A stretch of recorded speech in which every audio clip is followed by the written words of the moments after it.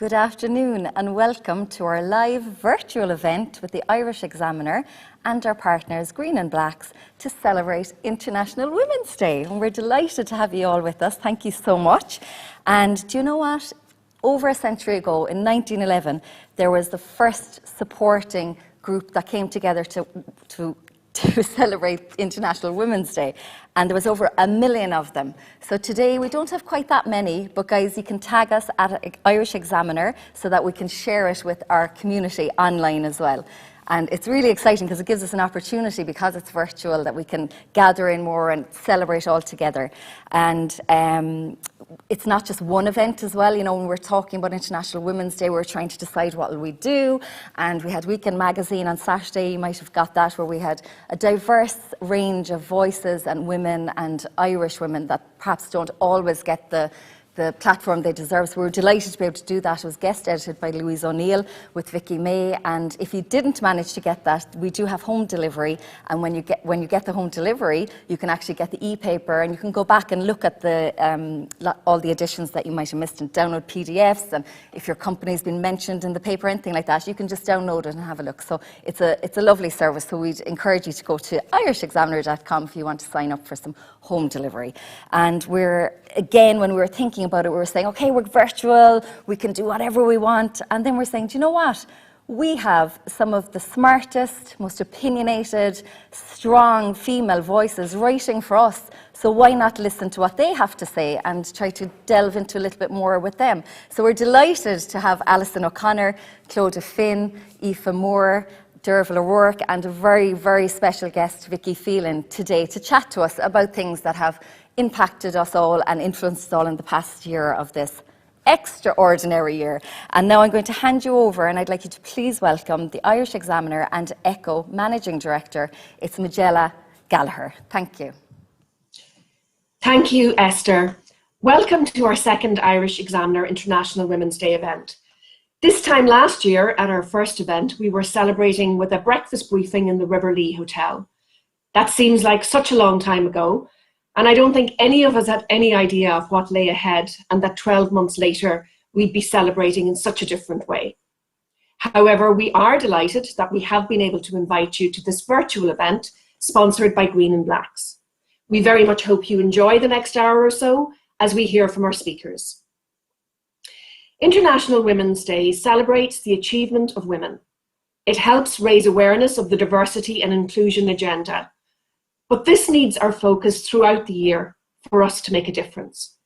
Joyce Fegan's column in the Irish Examiner on Saturday makes this point really well.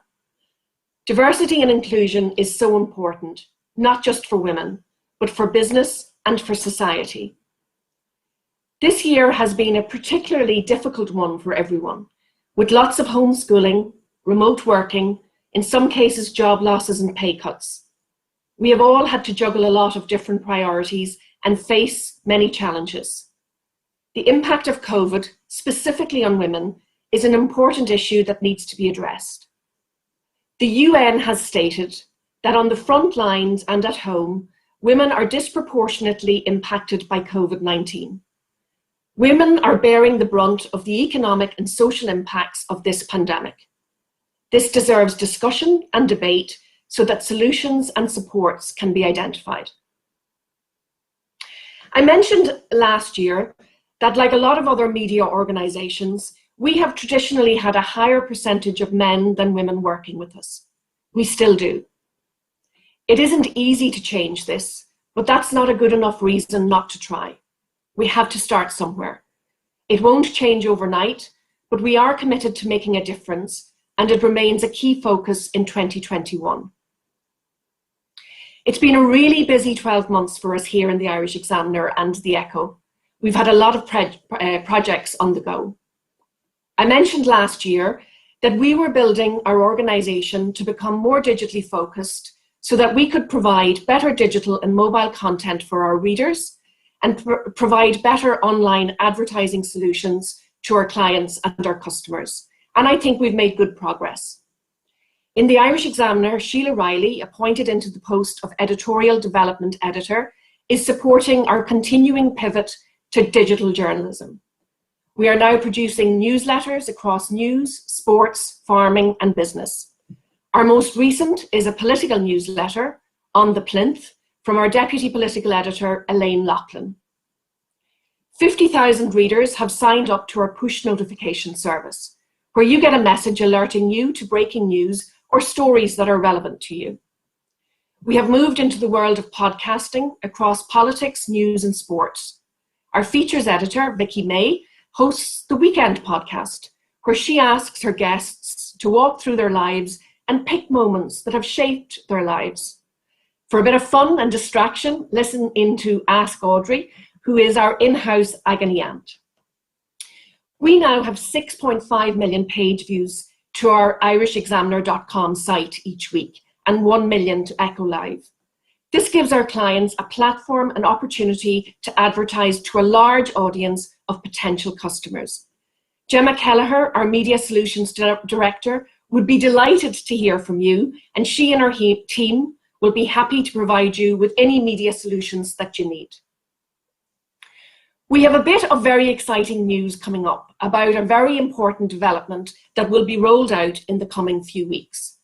We will launch a digital subscription service where you can sign up and become an Irish Examiner digital subscriber, or choose to take out a bundle subscription which delivers the newspaper to your home through our home delivery service, as well as digital access to our site. I think we have all seen how important quality, trusted journalism continues to be, perhaps more important now than ever in this world where there is so much white noise and fake news. Our subscriber service will provide the Irish Examiner with a new revenue stream, and in return, we will provide trusted news and content to our digital audience. Your support is so very important.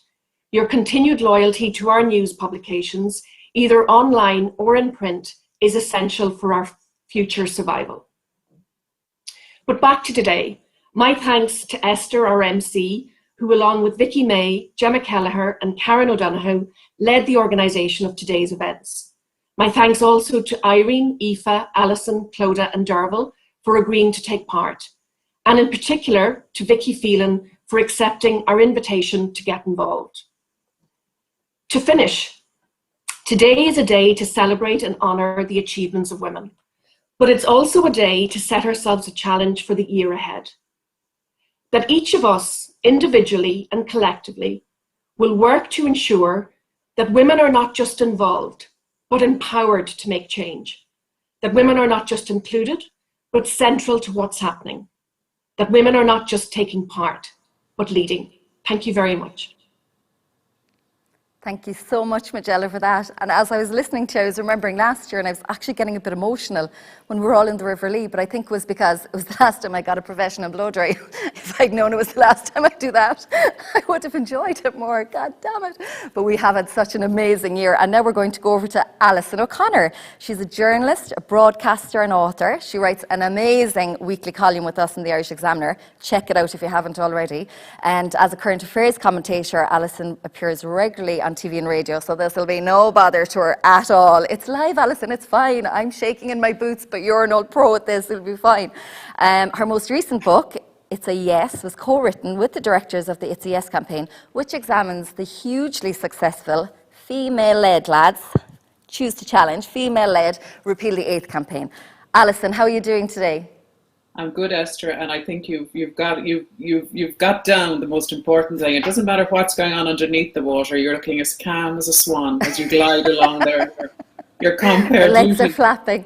Yeah, I'm looking at the choose to challenge there behind you, and when I was reflecting on it earlier, I think part of the problem at the moment is if you gave a lot of women a choice about what they'd like to do right now, it would be to go to their beds and lie down in the fetal position for at least a week.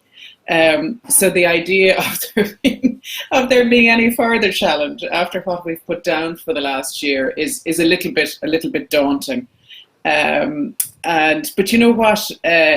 There's always good news, and I just got a great boost before I came on there to hear that Siobhan Cronin, formerly of this parish, has just been appointed the first female editor of the Southern Star newspaper. And I think that is just marvellous and showing that you know there's positive stuff going on despite the pandemic. And just before I came in here, I heard my 11-year-old saying to her father, "Dad, you have to be nice to me today. It's International Women's Day."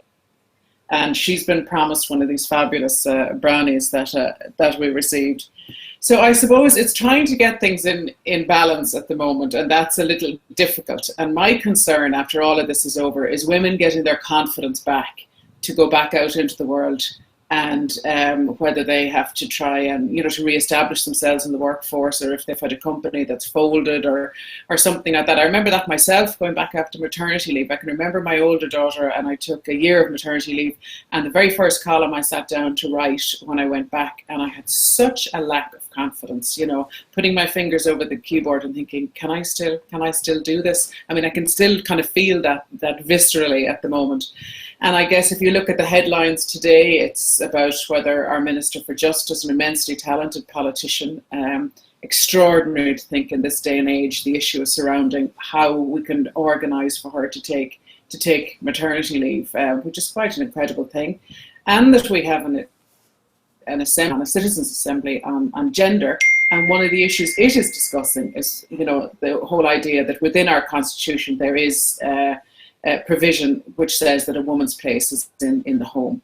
And that ties in with what I think happened and what I was trying to get at with the piece on Saturday, that almost overnight with the pandemic, it was like everything reverted back. I think it was almost like the male hunter-gatherer instinct, and the woman turned into almost the 1950s housewife, except in many cases the woman had a job outside of the home as well and was trying to balance it off. And in a lot of houses, the man is the main wage earner. And from my experience anecdotally talking to people, and this isn't to do men down, a lot of them are very involved, but that it's sort of they're up in the office or wherever their home office is, and they're doing that work and working hard, but that down below women are doing everything else that is there, including the homeschooling. And the very fact that it's in the EU 76% actually, 3/4 of healthcare workers are women. So I mean, you could see it as a shadow pandemic, if you like, what women have, the extra burdens that they've had throughout the last year. Absolutely. Thanks, Alison. And I think you summed it up as well in your piece in Weekend Magazine on Saturday. You said COVID has been a sucker punch to the cause. So we really need to work hard to get back to where we were and even further. Thank you so much for joining us, Alison. We really appreciate it. Happy International Women's Day. And to you, Esther. And now we're going to go next to our fabulous columnist, Clodagh.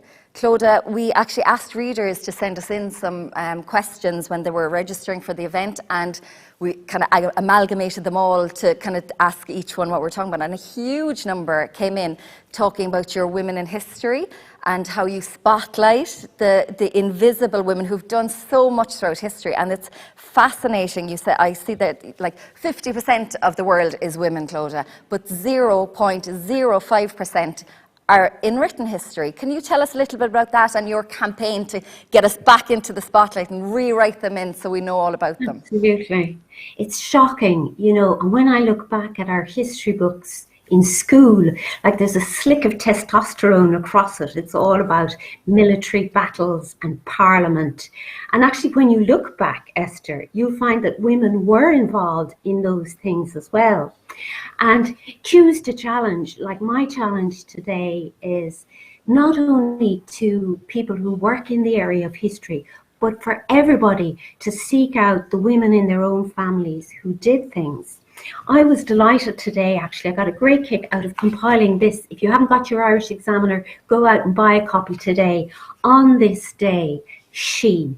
And for International Women's Day, the Irish Examiner, I said, can we look back at all the things that women have done? And there's one I want to pick out because it seems like perfect timing. Would you believe that the woman, and it was a woman, who invented the first commercially successful dishwasher was born on International Women's Day in 1839. And her name was Josephine Cochrane. And I'd love to tell you that she was an every woman who wanted to make sure that there'd be less drudgery in the kitchen. In fact, she was a society lady who was worried that the servants were chipping her heirloom china, you know. Nonetheless, she went into her shed and she invented something which I hope helps lots of households, women and men today. So today I'd say I loved earlier today on the radio, you might have heard a project about women in care went around their town putting up plaques to the women that had done things. And what I would say is to everybody out there to ask the stories of your aunts, your granaunts, your grandmothers, and write them down. That's how history gets forgotten. Not only have we not valued what women do, but we get rid of where they record it. One of the reasons that women's contribution to history isn't as to the fore as it should be is that it's written in diaries and it's written in letters, and we go all Marie Kondo and we chuck them out, you know? So I would say to people today, reclaim your own family's history.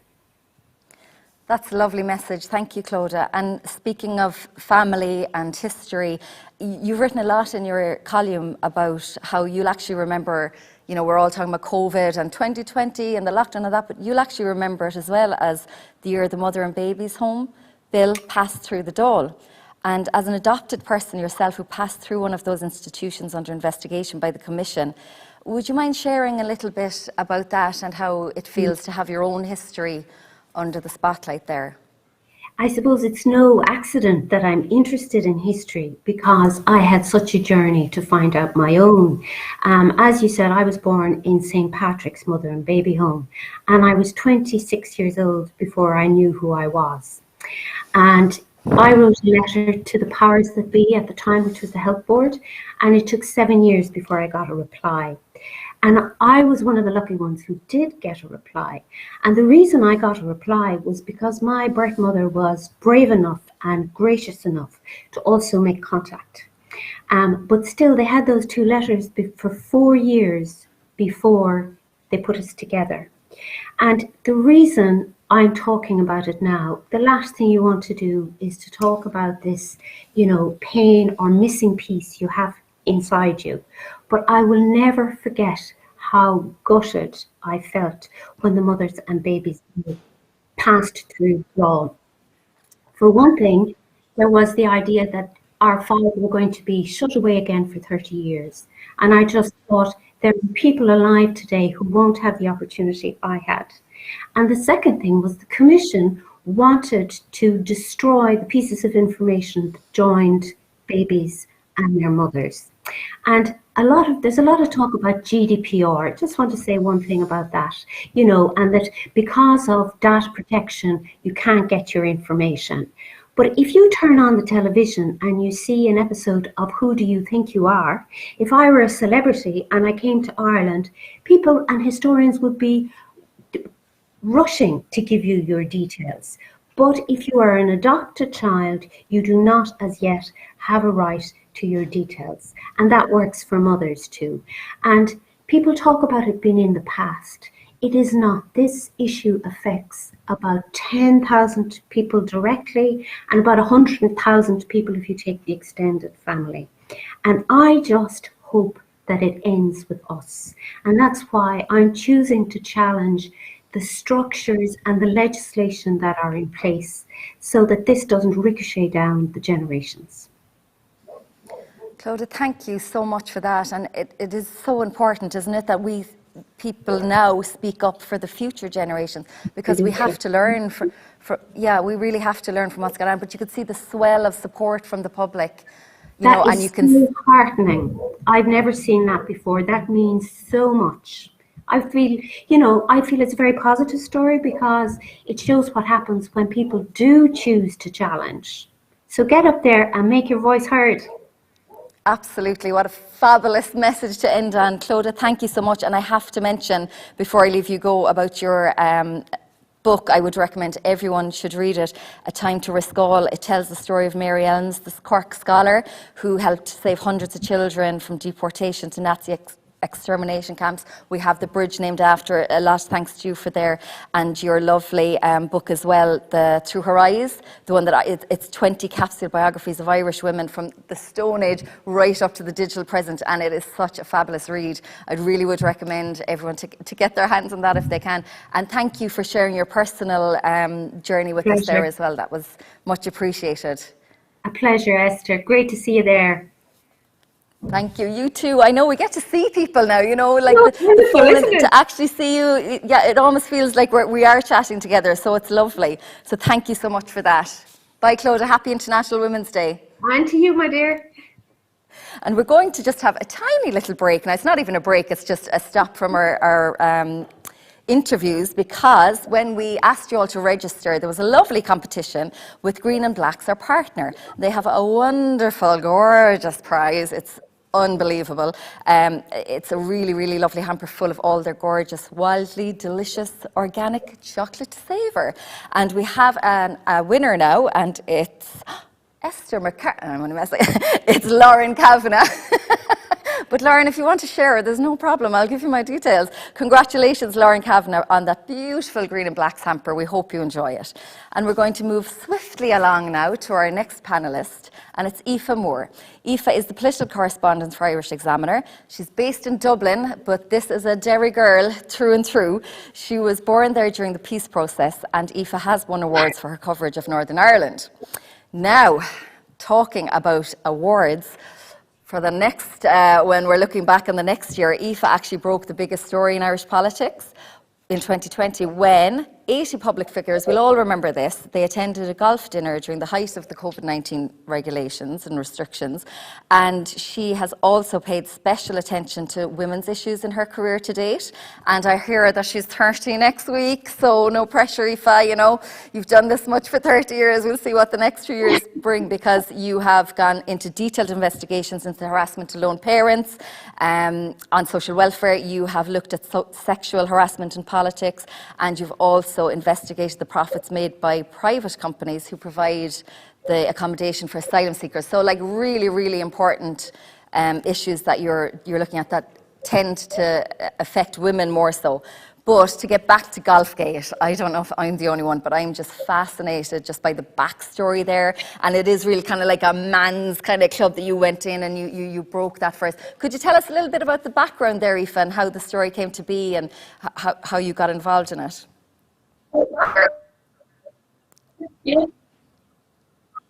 Yeah, so it was in the summer, August. It was a really nice day, I always remember that. Started out as we actually thought it was going to be a pretty quiet day. I was out at a press call with the Minister for State, Giuseppe Madigan, about reopening special schools for the summer, and I had gone to a cafe to sit with my laptop and file the story, and an email came in from someone, and it was the seating chart for the Oireachtas Golf Society dinner in Clifton. And I had texted my colleague Paul Hosford and said, have you seen this email? And he said, yeah. And I said, will we take a look? And he said, yeah. So the first thing I did was I phoned the hotel. I didn't say I was a journalist. I was quite easy breezy on the phone to the receptionist, because I didn't want to spook her either. So I just said, hi, how's it going? I'm just wondering, did the Oireachtas Golf Society event go ahead? And she said, yeah, I wasn't working. Yeah, it went ahead last fall, went great. There was around 80 people there. And I remember being on the phone and thinking, all right, okay. And I said, that's fine, thanks very much. Hung up. And then we obviously had the guest list, and Paul and myself just hit the phones all day. I had to leave the cafe after half an hour, because of the health regulations, and then went home and we just dropped everything we were supposed to do that day. We just dropped every other story and phoned every number that we had of every person that was on the list, and it became pretty clear early on that something was wrong, because the men, because it was mostly men, I didn't speak to one woman that day about it, started lying to us about who was there, what the room looked like, how many people were there. And it was when they started lying we were getting conflicted stories from different politicians that we realised we were on to something, and it just kind of snowballed there. The story went online at 7 o'clock. I had foolishly tried to go to the gym because it was getting looked over by solicitors and editors, and thought, all right, I'll just go to the gym. I was on the treadmill, and it got posted online around 7 o'clock, and by 7:15, I didn't get off the treadmill and go home. My phone was on fire. Everyone from radio stations to RTE to other politicians, so just went home. Didn't get to go to the gym.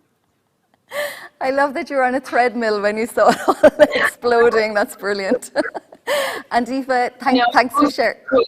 Yeah, go. And now, oh my God, let's go. And come here, I think we're all, when we look back in the year, the professional and all that, but from a personal perspective, you've had a few challenges as well, in that, like most people, you've had to, we've all had to just put everything to the side for a while, but you had a big occasion that you've had to postpone a couple of times. Do you want to tell us about that, Aoife? Yeah, it's actually ironic that myself and Paul broke Golfgate at about this big dinner, because we've actually both had to put off our weddings. So I'm now on my 4th wedding date. It's been moved. I fully moved it now to next year, next July, because I don't have the mental bandwidth to move it again. So I thought I'll move it to the furthest possible date out, so everyone will be vaccinated. So it's the 29th of July next year. I have a very expensive wedding dress that's been lying in my wardrobe for the guts of the day after Golfgate, because the girl from the wedding shop wanted me to go and get it. So yeah, I put it off. But then, the pandemic and COVID-19 has affected so many people, and I'm incredibly lucky in one sense that I still have my granddad's still alive. We've had some COVID in the family, but it hasn't been really bad. No one's had too hard. So I've been incredibly lucky in other ways, because I know other people really haven't. Yeah, absolutely. Well, congratulations, and we hope the weather will be lovely and vaccines will be everywhere by your next date, and I'll buy a hat, Aoife, so we'll talk about that later, okay? That's great. Thanks so much for joining us, Aoife. Thank you. It was lovely to get that perspective. Thank you. Happy International Women's Day. Happy International Women's Day. Thanks. And now we're going to move on to something we pre-recorded earlier in the week. We spoke to Derval O'Rourke. She's a professional track athlete, and she's travelled all over the world competing in sprint hurdles, including, just 3 Olympic Games, no big deal, and the highlight of her career being crowned world champion in 2006 in Moscow. Derval then turned her focus elsewhere after Olympics 2012, and she went to Dublin Cookery School. She decided, why not use my inspiration as a professional athlete, and she came up with a best-selling healthy cookbook called Food for the Fast Lane. She followed that with Fit Foodie, and then she also went on to create her website, derval.ie. It's a one-stop site for health and well-being, from fitness classes to nutritious recipes. She also writes for the Irish Examiner weekend magazine every Saturday. And Derval and her husband, a 2-time Olympian Peter O'Leary, have a daughter and a son. And here's what we chatted about earlier in the week with Derval. Hi Derval, thanks for joining us today. Hi Esther, how are you? I'm loving the hairband, it's gorgeous. Very nice. That is because my roots are so horrendous that this is the only option I have left now. And at this stage, I think my hair is just starting to look like it's a fashion, that my roots are so bad, and it's not, Esther. This is not by choice. This is by the life we're living in. I hear you. I have a hat collection that I'm making very good use of these days. So we're talking about... I know, hats are great. So International Women's Day, Derval. Usually we'd be talking about celebrating achievement, increasing our visibility, and challenging all the things in our lives. But this year, we're just really celebrating staying alive, aren't we? We're managing to keep ourselves and our family all in one piece and inside and away from harm, and the challenges have been completely different this year. Would you agree with that? Yeah, I think the past year, a year ago, I did an event for a charity for International Women's Day, and it was the last event I actually did in person, and then the world kind of closed down. And I think for the past year, like when I reflect and I look back to last year, like to International Women's Day last year, I think we talk so much about like being ambitious and wanting to thrive in life, and like I would be a very ambitious person, but actually when I look back, I'm like, this is about survival. Like this is about like getting through, minding yourself, trying to take care of like the people within your four walls, and kind of just reducing your expectations on yourself, because it has been, I think, incredibly challenging. And I know I'm probably biased, but I think it's been challenging for women. I certainly felt it. I felt like once the world started to close, you know, I have 2 young children, and I felt like all of a sudden there was so much more responsibility on me, and that support system sort of disappeared overnight. And yeah, I found the last year really, really hard. But I do think we're starting to come out of it. I think anybody, all of us who've gotten through it, I think you need to be really proud of yourselves. Like, I'm delighted with myself. I think it's amazing. And yeah, things will get better. Things will get better. And, you know, I think it is important to actually say it was hard. You know, if we can hear that 2 Olympians trying to run a house is finding hard, then it's okay for the rest of us, or even just your friend or the other mums at school. When you hear, listen, this actually is really difficult. I'm the only one at home. My job is becoming second because my husband's going out. Or, you know, did you find that the kind of balance and the shift in trying to prioritise work and home and feeding and bathing, and like you've got a 5-year-old and a 1-year-old, Daphne's 5 and Archie is 1, is he? Like they don't know that you're anything's different. They just want the same things they've always had from you. Like, have you found that juggle a struggle? I found the identity of like who does what, and the roles kind of straight away got kind of thrown into chaos when it first happened, because like I work for myself, like I am my own boss, but it's both a blessing and a curse. It always has been since I've had kids, because a part of my ambition to work for myself is that I can be flexible when it comes to the kids. But then when you're the one that can be flexible when it comes to the kids, then you kind of get landed with most of the caring when you're in the middle of a pandemic. And for us, like that's something we absolutely had to figure out, because I was, you know, trying to run my business, but also trying to do like get all the meals on the table every day, make sure everybody was okay, trying to figure out all the homework situation and the homeschooling, which I realized I was horrendous at very quickly. So for me, like it has, yeah, I've definitely found all that stuff kind of difficult, but now I feel like the point where we're at now, like that we're, let's be honest, we're all like a year in. Like I think definitely in my household we're coming to a better point in that, or we've come to a better point in that. I think I'm much better at saying like, hang on a second here, like let's sit down and write down everything, and let's give out jobs, let's give out roles, who's doing what. I need time, I need to be a priority in this family too. It can't just be everybody else. And I think as women, we're not great at doing that. And particularly, I think after I became a mum, I got worse at doing that. But definitely, I've had to kind of pull that back a bit in the past year. That is so hard to say. Even as you said it, I kind of inwardly cringed, because we're just not used to actually saying, I'm a priority. You know, like I need my breakfast too. I need to be, you know, I need to be fed. And it's just so hard for us as women, because it's just this, and it's mostly our own fault. You know, we kind of have these high expectations, and we want to do it, and then we realize we actually can't, and we need to ask for the help. But when the only other help is within your 4 walls, it can just get so frustrating, can't it? And like what I think is brilliant is, like you were saying, you're a business owner, your business is helping others, you know, with their food, their focus, their mental health, their physical health. You know, that is your job. And you have to then apply it to yourself at home. Like, was it a strange kind of dichotomy for you to kind of take the tips that you've, you know, probably came very easily to you all your life, that, you know, that focus, that ambition, this is what I have to do, tick, my goal is done. Like, was it harder this time when you had to apply it to yourself and your family life maybe?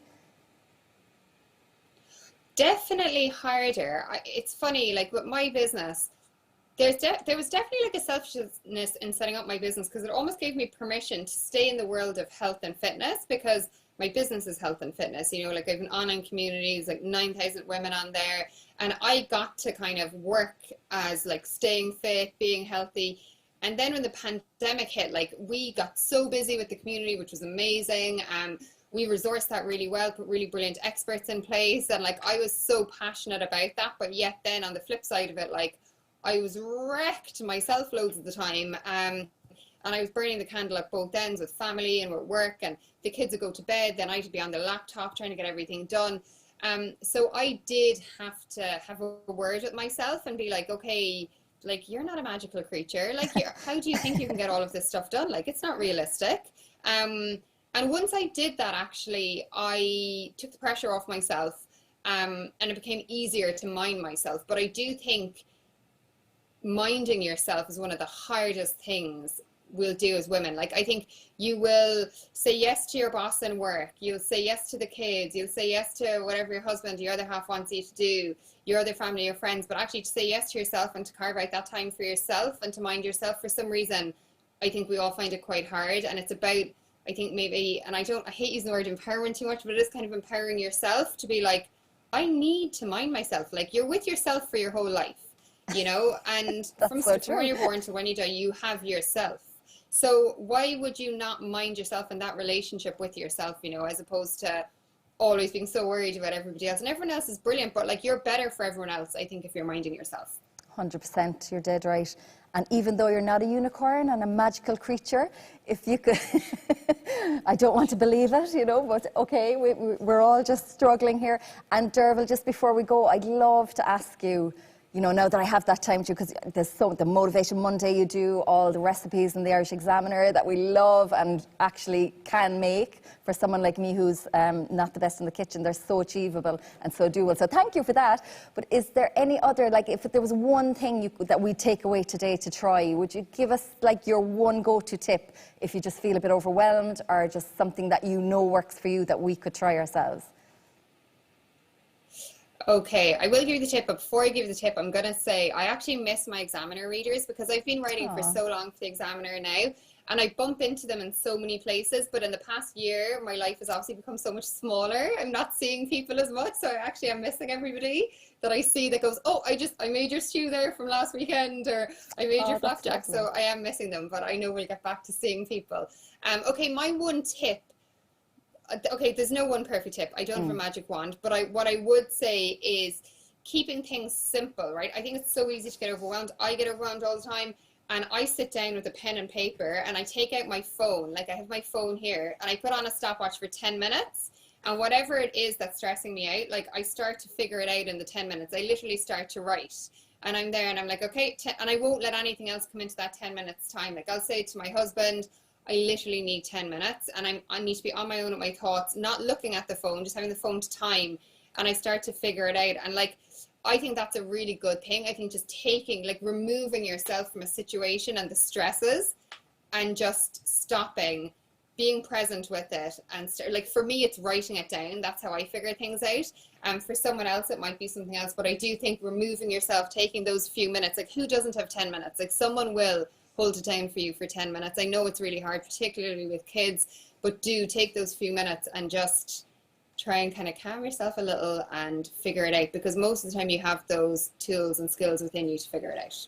Derval, thanks a million. Thanks so much for joining us and for being so honest and open and sharing all the, saying it's okay not to be okay sometimes as well, is lovely to hear. So thank you. Exactly. Okay, thanks for having me. Bye. And that was Derval O'Rourke there, sharing that 10-minute tip with us that I'm definitely going to try. Our special guest today, and we're all so privileged and honoured that she took time out to join us. She's over in the US at the moment. It's a woman who epitomises the whole concept of challenging and changing. Vicky Phelan uses her voice to speak and to advocate for all of us. And she never actually asked for this. She never set out to be a national campaigner. When Vicky was first diagnosed with cervical cancer in July 2014, her only concern were her children, Amelia and Dara, and of course her recovery. She underwent aggressive treatments and then she was given the all clear. In September 2017, during a routine checkup, she was told by her gynaecologist that an audit carried out by Cervical Check found that her 2011 smear test had been reported as a false negative. Weeks later, the CT scan revealed that the cancer had returned.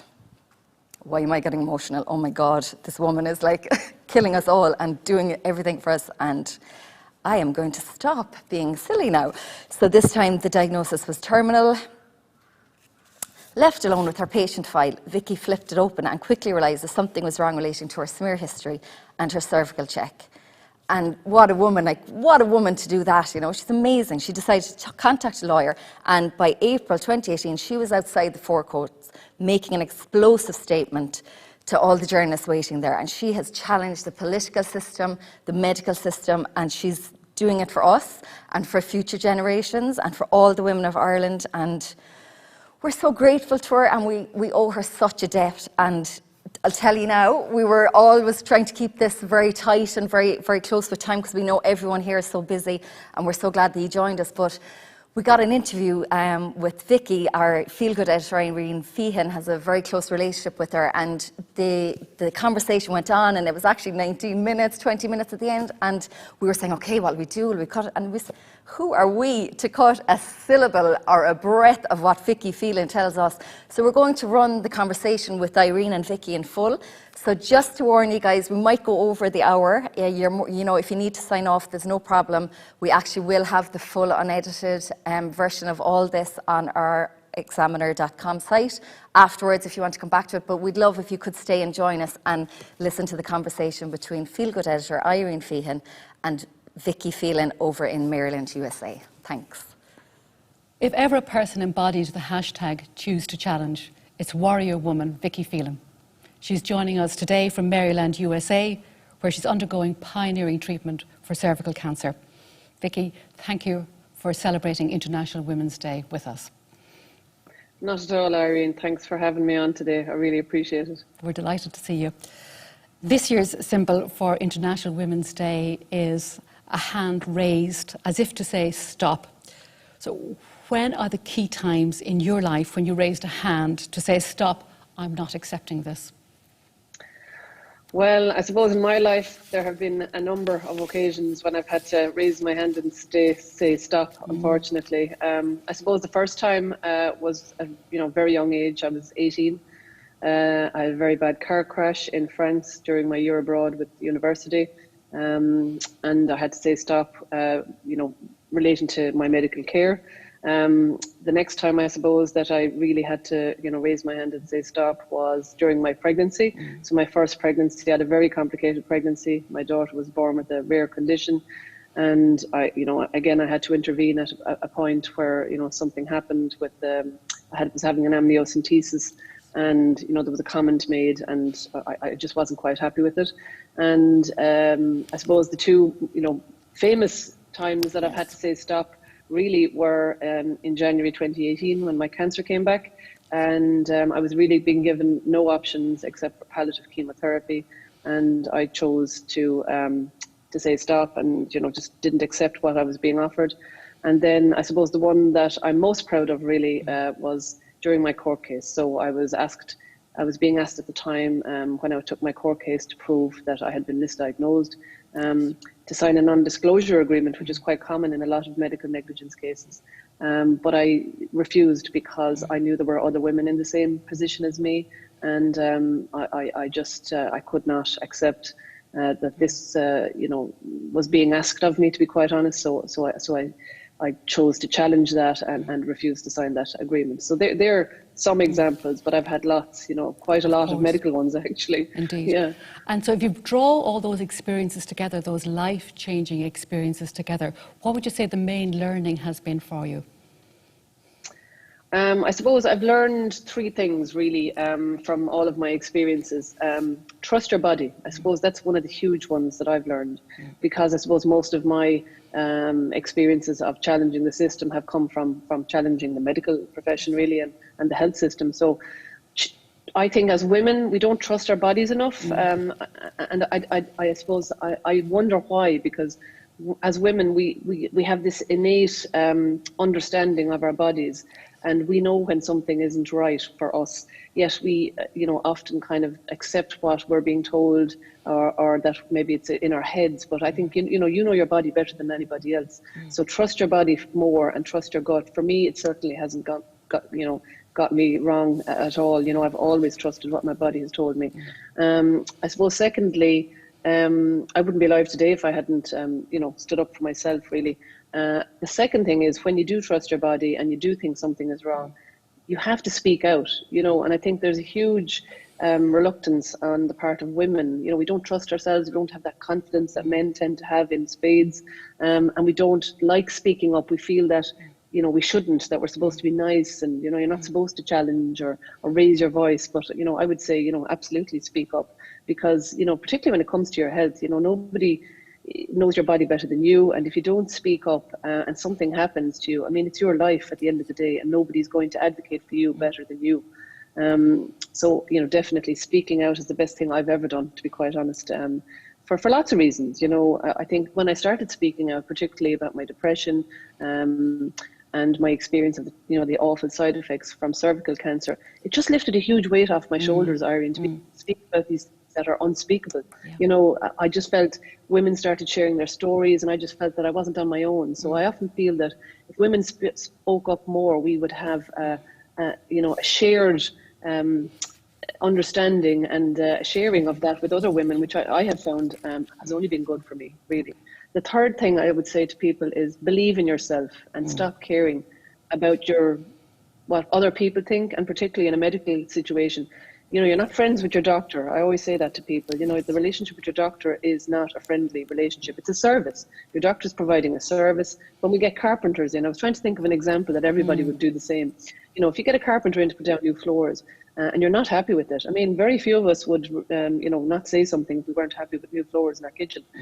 Yet when it comes to our health and our bodies, you know, few of us speak up and challenge what a doctor is saying, particularly when we're not happy. And I often wonder why. I mean, you only get one life, one body, you know, so speak up. At the end of the day, it's a service the doctor is providing, and you should be allowed and expected, to be quite honest, to challenge that service. Okay. So, Vicky, girls have traditionally been raised with the idea that you don't speak out of place, that you're nice at all times. Now, it seems to me in some ways that you never got that memo. Or is there a choice that you made someplace along the line to do things differently? I think I was just very lucky with the parents I was born into, to be quite honest, Irene. My parents, I think because they were younger, Mum and Dad were only 19 and 20 when they had me, you know, and I think that has stood to them. You know, they were always that bit more cool, I suppose. I was always seen as one with cool parents. They were very liberal, and Mum and Dad, you know, saw from a very early age that I was very stubborn. And encouraged it, you know. So Mum said from about the age of 3, I knew my own mind and I knew what I wanted. You know, there's that famous story in my book where I marched up to the teacher. You know, my mother brought me to the school, and I said I wanted to go to school. And I was driving my mother crazy at home because I wanted to go to school. And I was reading at that stage at the age of 3. So my mother thought the teacher would tell me, no, you can't go to school. But he didn't. He said, sure, look, we'll give her a chance, you know, we'll see how she gets on. And he thought after a couple of weeks I could, you know, wouldn't be able for it, but sure I was. So I mean, at the age of 3.5, I knew exactly what I wanted, and my parents encouraged that. They didn't try and talk me out of things. And I just think as parents, you know, you need to, with girls in particular, foster that at home. You know, let them have the healthy debates at home and be able to speak their mind at home, because if they don't develop that at home, they're not going to be able to do it in school or in the workplace. Yeah. So that would be my advice. And yet sometimes there's a negative connotation about women who do speak out and do speak their mind.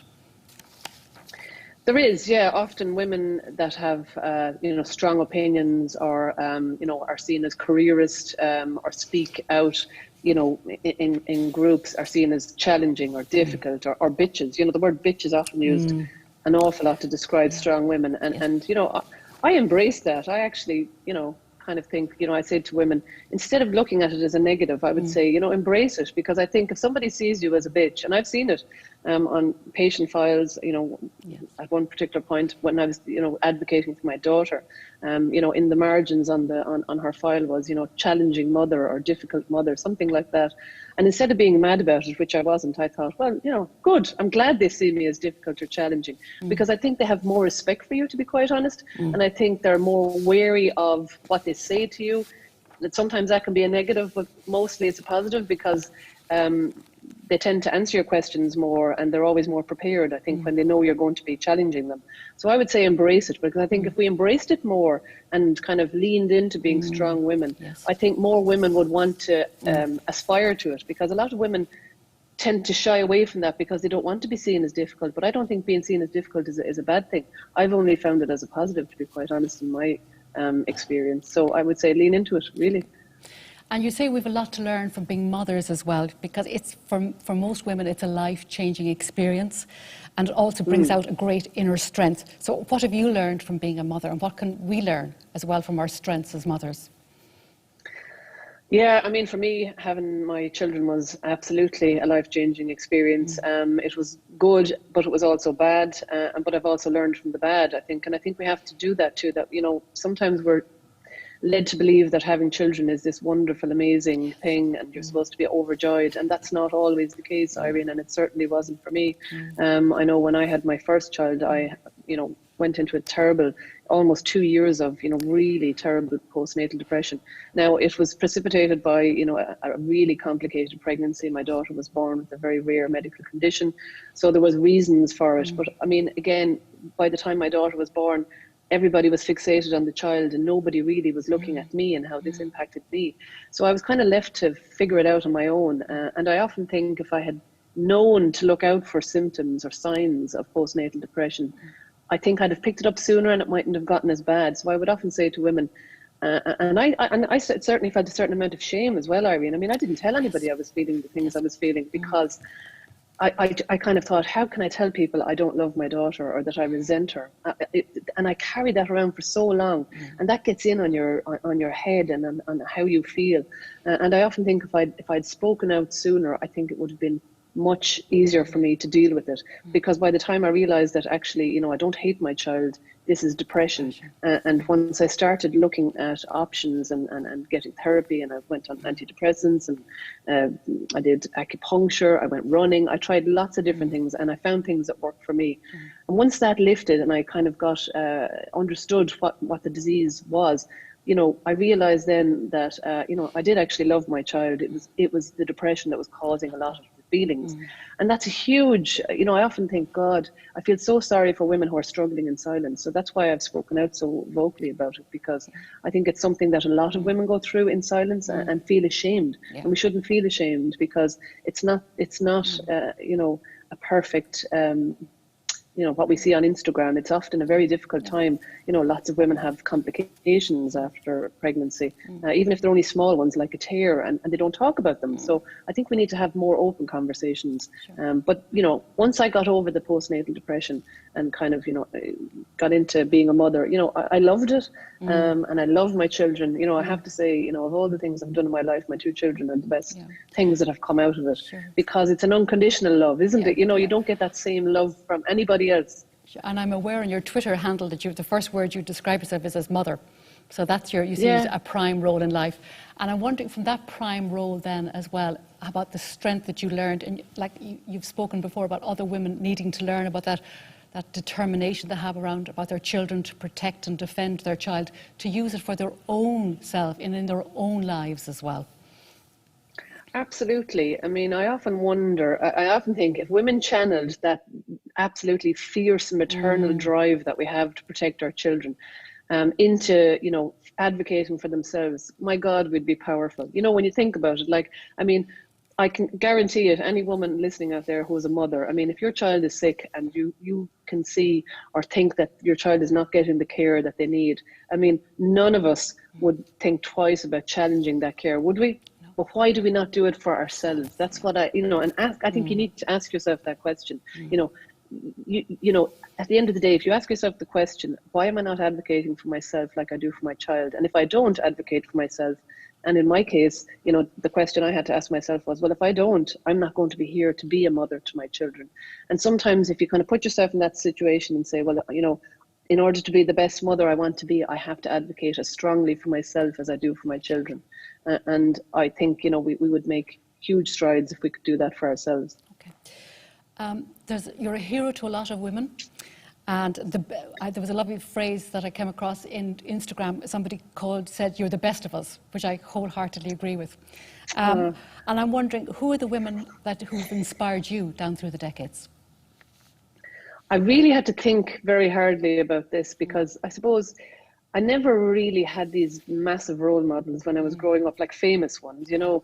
But when I thought about it, you know, you really had to made me think about this now, Irene. I was there, who are my role models? And really it boiled down to, like, at the very early stages, one, and she'll be delighted, and she'll probably cry when she reads this, but it's my aunt, and she's also my godmother. My aunt was my role model growing up, because she just, I used to look at her and I'd be in awe and thinking she was like this otherworldly woman, because she wasn't married, like, for a start, you know, the way so I think I aspired to be like her, because I thought she kind of forged her own path. And on top of being kind of independent and not kind of going down the road everybody else did and getting married and having children, she had a disability. She had spina bifida. She had been taken out of school at a young age, but she never let that stop her. She went off and did, you know, she didn't do her Leaving Cert, but she went back and did all these courses. And, you know, by the time she retired 2 or 3 years ago, she, you know, retired at a very high level, clerical grade officer in the civil service. So, I mean, she, you know, she achieved a very huge amount, but I never looked at her and saw a disability. It's interesting, you know. Yeah, ability. all I saw was a powerful woman, and she was a huge inspiration to me. And what was her name, Vicky? Anne Fitzgerald. And yeah, so I mean, she used to have me up on weekends. On top of her job, she worked as a treasurer for a motor club, so I'd be up kind of, you know, licking envelopes and putting on stamps. And I mean, I used to love going up to her, because I just saw this woman who was always traveling, had her own car, her own job. So she was my first real role model, I suppose. Yes. When I thought about kind of famous ones, one that sprung to mind was Mary Robinson, because she was she became president in the early 90s, when I was at that kind of age. You know, I think I was 14 or 15 when Mary Robinson became president. Yes. And I remember watching it at the time thinking, wow, this is amazing. You know, we've got a female president. And I actually met Mary a couple of years ago at an event. And it was interesting. I was totally shell-shocked and, you know, didn't know what to say. And of course I said the wrong thing, because, you know me, I speak my mind. And I remember saying to Mary, she was kind of saying how she was, you know, absolutely honoured to meet me. And I was there, are you joking me? You know, and she said, you know, I admire your strength, and, you know, you're so, you know, how, you know exactly what you want. And I just said, Asha, Mary, you know, I'm just a stubborn bitch. And she went, oh, the words were out of my mouth. And I thought, oh, I can't believe I said that to Mary Robinson. She started laughing. Yeah. And she said to me, she said, Vicky, you're exactly like me, she said, but I prefer the term sophisticated bad girl. I just loved that. Oh, what a great exchange. What a wonderful exchange, Vicky. I love that. So, Vicky, can we perhaps just go back to where we started then? So with the choose to challenge and the hand up to say stop. So I'm asking for the women who are watching this today, if you were to say, put the hand up and say stop, what would you say in terms of encouraging these women to choose to challenge in their own lives? So I would say, you know, it is a difficult time for everybody at the moment. And I think women are really bearing the brunt of it. You know, it's mostly women who are working on the front line. It's women who are juggling, you know, working at home and homeschooling the kids. And it is really difficult for women. But I would just say to women, you know, we're very hard on ourselves, and if you were to choose to challenge, you know, only 1 or 2 things in your daily life at the moment, for me, the 2 important ones are for ourselves and for our kids. So for ourselves as women, you know, stop comparing yourself to other women, because I know I was certainly guilty of it. I'd look at Mary down the road and think she had a better life than me. She had the career, you know, perfect figure, and, you know, the high achieving kids. You know, nobody knows what's happening behind Mary's door, and I have discovered that, you know, over the years, you know, about people I would have thought had the perfect life. So stop comparing yourself to other women, and just compare yourself against yourself and your own achievements, and, you know, believe in yourself more. I mean, I often think that I lacked a huge amount of confidence. People might not believe that, but I didn't. I wouldn't have been the person who spoke up in work. And once I started doing that and believed in myself more and thought, well, what's the worst thing that could happen? You know, things happened, and people actually listened to my ideas. So I think, you know, believe in yourself more, and kind of ask yourself the question, well, what's the worst thing that can happen? You know, you're not going to die, you're not going to drop dead. So do the thing that you want to do, whether that's asking a question or bringing up something in work, or doing something for yourself, you know, because I think women tend to be very poor at doing stuff for themselves, particularly when there's children involved. We always put the children first. And it's not being selfish by putting yourself first, not at all. Children will see a far stronger role model if you start doing things for yourself. And for our children, I suppose the one thing I would say that you can do for our children is, particularly for our girls, is encourage them to be, you know, if you know, why do we not encourage more girls into sport, for example? You know, girls tend to give it up at a very early age, and often it's because of puberty and they start having periods. But why? You know, periods are an everyday fact of life. My 10-year-old son knows all about periods. He knows what happens to his older sister every month. And I think we need to have these conversations at home and normalize it, not just for our girls, but for our boys, so that boys know that this is a normal way of life for girls and that this is what happens every month. And also, as far as careers are concerned, we're all very guilty of kind of, you know, telling encouraging our girls to go for jobs that are nurses or teachers. Or why, you know, if a girl expresses an interest in becoming an engineer or something that's more kind of male oriented, encourage her. You know, don't be telling her, you know, oh, you need to do this or you need to do that. So, you know, encourage our girls to be who they want to be. And I think if they get that encouragement at home, it will make all the difference, and we'll have stronger women coming out, and, you know, and yeah, everybody will be happier. Vicky, that's wonderful. Thank you so much. Greatly appreciate your input. Thank you so much, everyone, for joining us today for our Irish Examiner International Women's Day virtual live event. We were delighted to have everyone join us. We'd like to thank our partner, Green and Blacks. We'd like to thank all the incredible Irish Examiner team who put everything together and did all the work in the background. Thank you to the incredible panel of speakers. Thank you to VE Studio Corks. Thank you to our Managing Director, Magella Gallagher. And thank you to the sophisticated bad girl who is Vicky Phelan. Goodbye and happy International Women's Day.